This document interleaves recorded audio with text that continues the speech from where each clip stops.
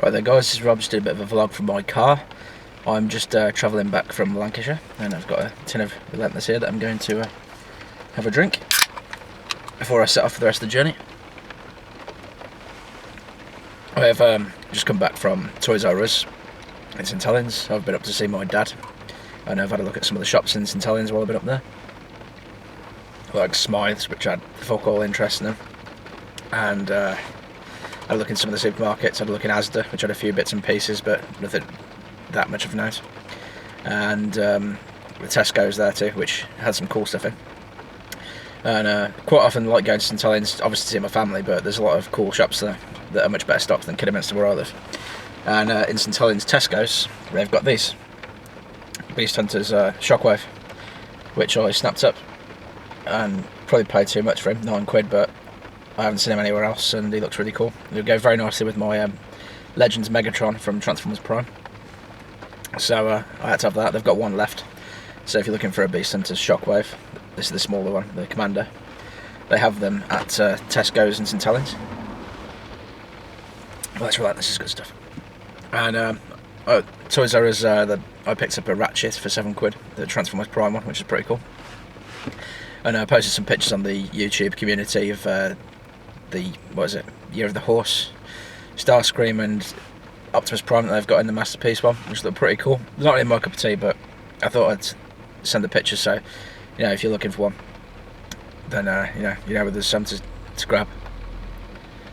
This, where I'm at now, is Whitchurch.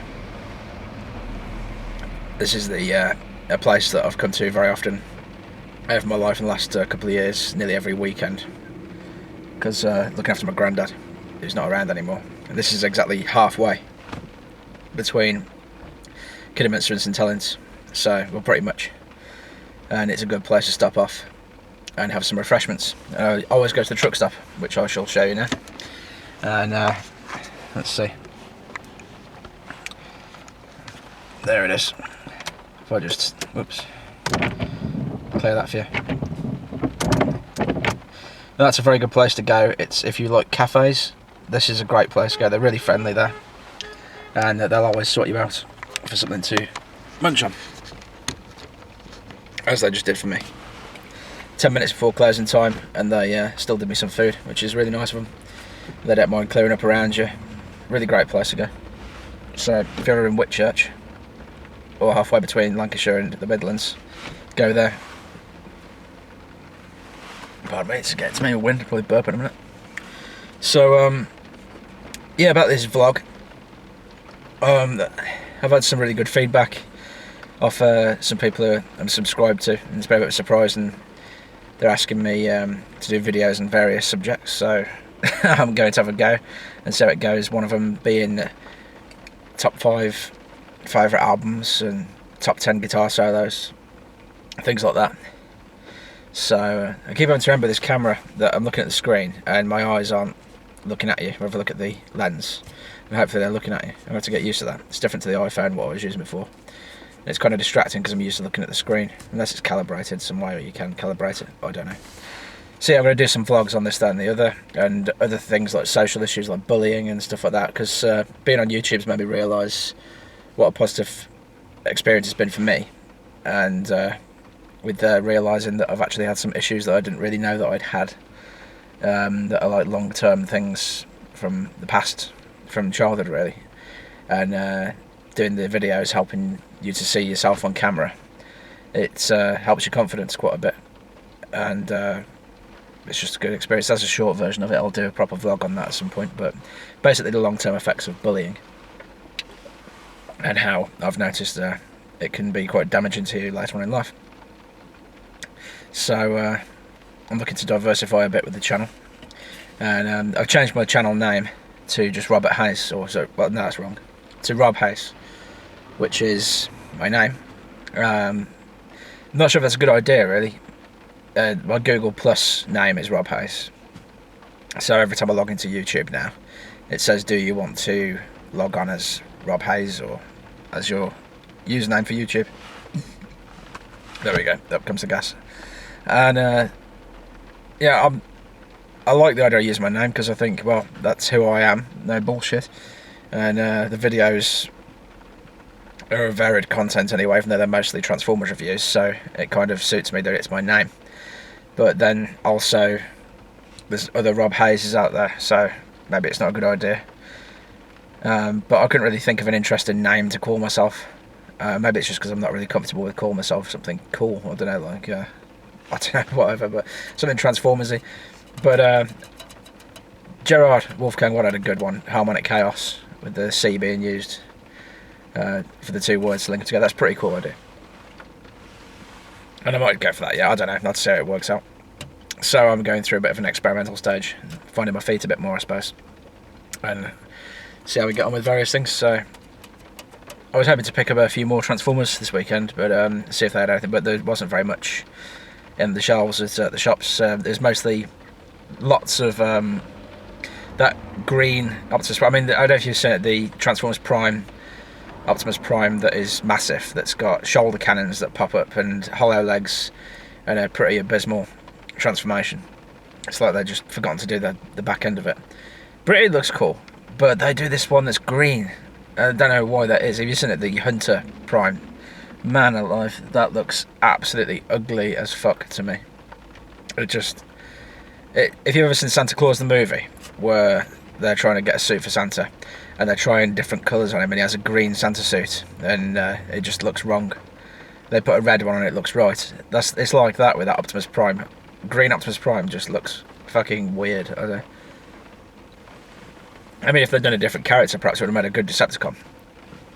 Maybe if they'd put a different head on it and called it Onslaught, which, yeah, still be a crap toy in my view. It looks good, I suppose, but it's not the best. But I can't understand where the green thing comes from, unless it's a character from a comic. I don't know. So there was lots of them, Sharf Warman, and I take it it's not a popular figure because they certainly don't seem to be selling, because Toys R Us had loads of them, and so did, where else had them? Smythe, they had loads of them too. All the red ones have gone there, and I can understand that because the red one does look nice, even though it's not got the best transformation. He does look a nice Prime from the front, and I was considering picking one of those up actually, just for hell of it, if it was on sale, but obviously I've missed that. So they had loads of Soundwaves, Generation Soundwaves at Toys R Us, and Grimlocks. They're shelf warming quite well, particularly the Soundwave. And I don't know what most people's feelings are with that figure, because I've looked at it a few times and I don't want to pick it up. I thought I did at first, but I just think it's a really ugly Soundwave. I don't know why. I mean, I appreciate it's a good toy, but the gimmick seems to wreck the look of it, and it's just massive. It doesn't really fit in with any of the other characters. And like the original generation Soundwave, that was very nice. And I've just picked one of those up at last, thankfully. Thanks to Plasticon, who's a great bloke. I talked to, he does the reviews on here too. Plasticon Studios he's called now. He was called Plasticon 1978 before. But if you've not checked him out, check him out. He's a really, really cool reviewer. And he does really amazing videos. And he's got a good sense of humour as well. And he doesn't talk crap, so he knows what he's talking about. He's a really cool guy, and I highly suggest you check him out. He's a good guy, he really is. So, and he's picked up some stuff for me recently from his local comic shop, and he's sold me some of his old Generations figures too. So that was really nice of him, including that Soundwave. But he picked up Botcon Double Punch for me, the Scorponok repaint, which I really liked ever since I seen the Collector 75's review on it. I just thought it looked really cool. It's just that black and pink and green and all those colours, they just look really wicked. So, hang on. Okay, terrible wind. This is gassy as fuck. This is the sugar-free one. But I dare say it's probably full of all sorts of other nasty things that cause all sorts of horrible diseases. Really shouldn't be drinking it. But I am a bit of a caffeine addict, unfortunately. I keep trying to get off caffeine. And it never works. So I find 4 days usually takes me off coffee, and I feel fantastic. Then I feel really well, got loads of energy, and then I'll feel like having one coffee, and I'll have another coffee, and then that'll go on for a few days, and I'll start drinking more and more coffee, and then start to get to the point where I feel like shit, because coffee makes you feel tired. Well, caffeine does if you have too much caffeine, because it releases that much adrenaline from your kidneys, which causes you to have cortisone, which is the stress hormone pumping around your body, which then causes fatigue and stops you absorbing minerals that you need from your food and all sorts of things. So caffeine's pretty bad, and I'd like to cut the shit out, to be honest. although I do like a cup of coffee. So yeah, if you're feeling like shit and suffering with fatigue, then cut the caffeine out and you'll feel a lot better, but it is hard. You need a few days where you're not stressed out. Take a few days off, get off it, you'll feel much better. I managed to beat it before. It's amazing the difference it makes to you, mentally and physically, to be off caffeine. But the one thing I have found out that I'm going to do a proper video on is iron tablets, ferroglobin. Those things make you feel amazing. They really stop you feeling knackered all the time. If you've been ill or anything, if you had a virus and you're suffering with like post-viral fatigue, get yourself some ferroglobin iron tablets, because they will change your life. I tell you, they really will. Even if you're suffering with normal fatigue, I think you'll notice a difference. So this has been a bit of a random vlog, and I just thought I'd stick the camera on and see what happened, start talking to it. So talk about Transformers and health and caffeine and all sorts of crap, but it's all good fun. So yeah, that's my vlog. I think I better get on with the rest of the journey now, as I've got another 50 miles to do and I've got to get to work.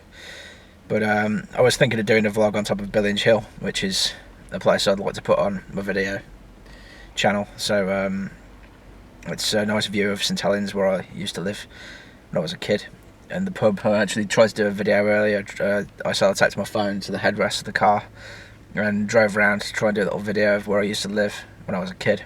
I was thinking it'd be interesting to show people some of my memories of my childhood, because and also to try and reconnect with some of my friends, because in where's it, Upper Holland, which is between Billinge and Wigan and St Helens, there's this pub called the Unicorn, which is the pub that I used to live in, and where I used to play with my Transformers when I was a kid, and the school up the road. And I had some friends there called Craig, Matthew, Adam and Stephen, I think.